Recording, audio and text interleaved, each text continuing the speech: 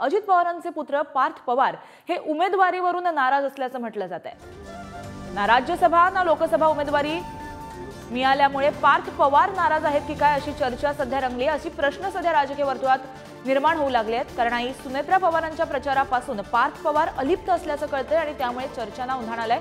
दरम्यान पार्थ पवारांना गुप्त आणि गनिमी काव्यानं प्रचार सुरू आहे।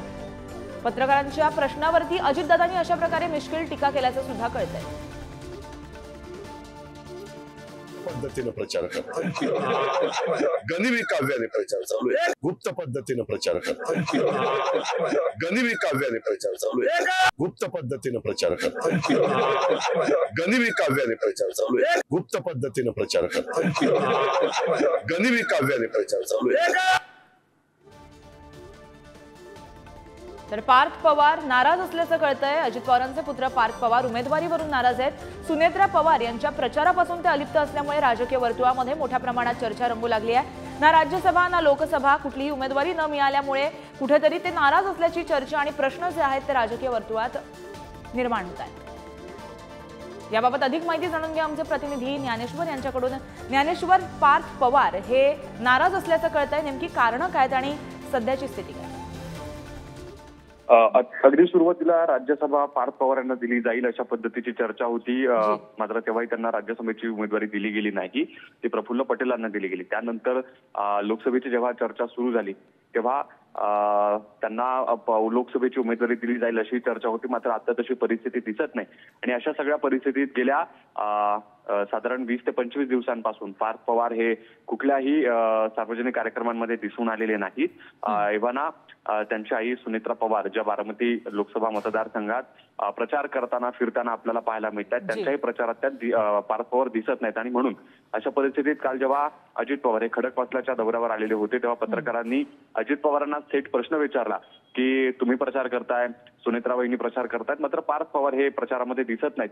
तेव्हा अजित पवारांनी मिश्किल उत्तर देऊन या मूळ प्रश्नाला उत्तर देणं खरं म्हणजे टाळलं। त्यांनी अगदी हसत हसत उत्तर दिलं की ते गुप्तपणे प्रचार करतायत आणि ते जाहीरपणे सगळ्या कार्यक्रमांना किंवा प्रचारांमध्ये का दिसत नाहीत, हाच प्रश्न पुन्हा एकदा उपस्थित होतोय।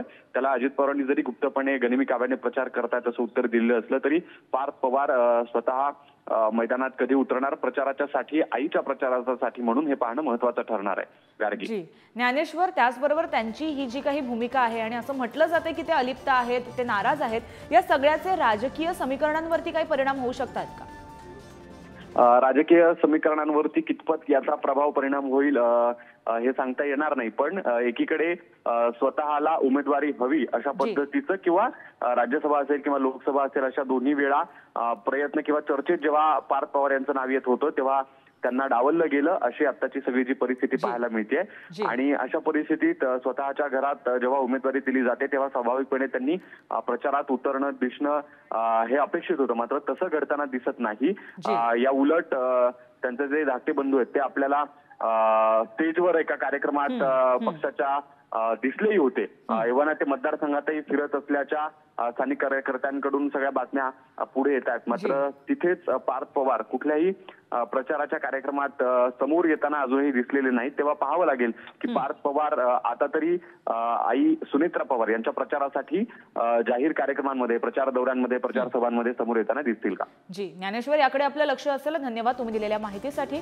तर अजित पवारांचे पुत्र पार्थ पवार हे उमेदवारीवरून नाराज असल्याची चर्चा रंगते आहे आणि यावरती अजित पवारांनी सुद्धा मिश्किल प्रतिक्रिया दिली आहे।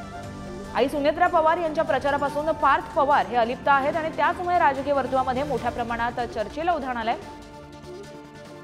तर या संपूर्ण प्रकरणावरती आणि संपूर्ण भूमिकेवरती अजित पवारांनी नेमकं काय भाष्य केलंय पाहूया। गुप्त पद्धतीने प्रचार करतात, गनिमी काव्याने प्रचार चालू आहे। गुप्त पद्धतीने प्रचार करतात, गनिमी काव्याने प्रचार चालू आहे।